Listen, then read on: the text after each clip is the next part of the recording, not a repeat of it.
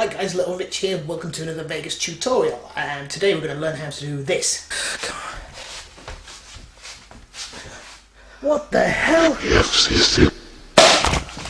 I got loads of requests on how do you do that, and it's quite effective, so I'm going to show you today.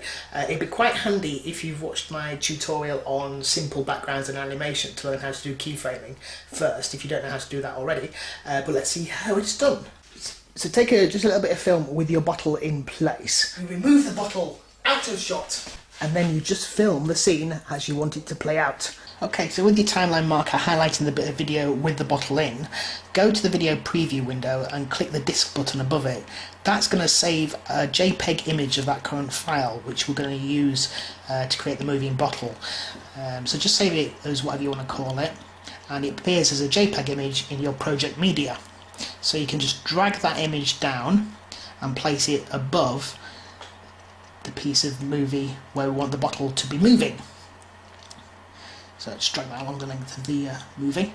So what we're going to do now is we're going to hit the pan and crop button, and we're going to mask out just the bottle on the JPEG image.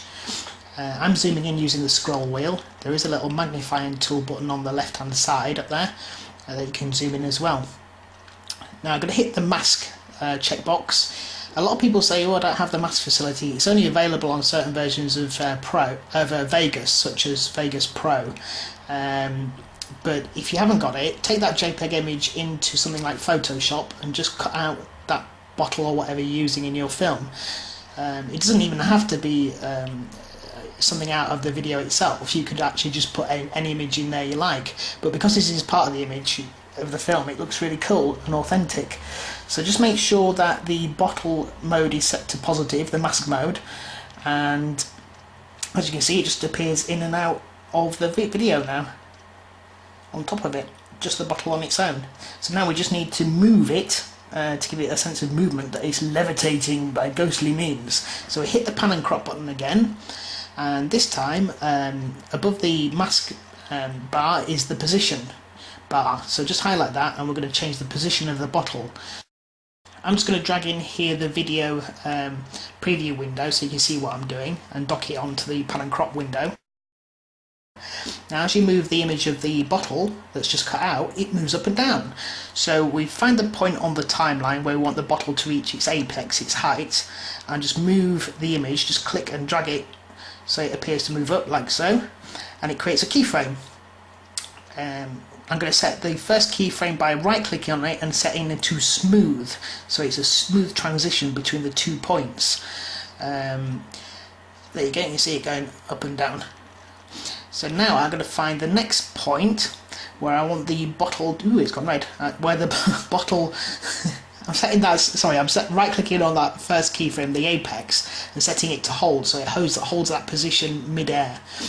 Now I'm creating a point mid-flight where the bottle's sort of midway across the room.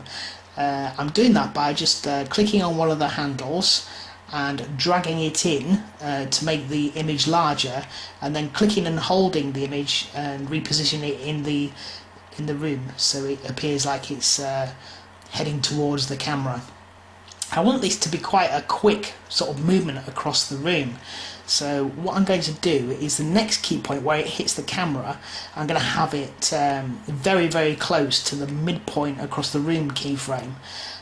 So it's a really very fast movement. If you wanted it just to float across the room, you could put like several keyframes in across the room so it appears to just float really slowly. But this one I'd want to be really quick. I'm going to right click on the keyframe that I just created and make sure it's a smooth movement, and that's about it. The bottle will rise, it'll fly across the room and hit the camera. So there you go, how to levitate an object.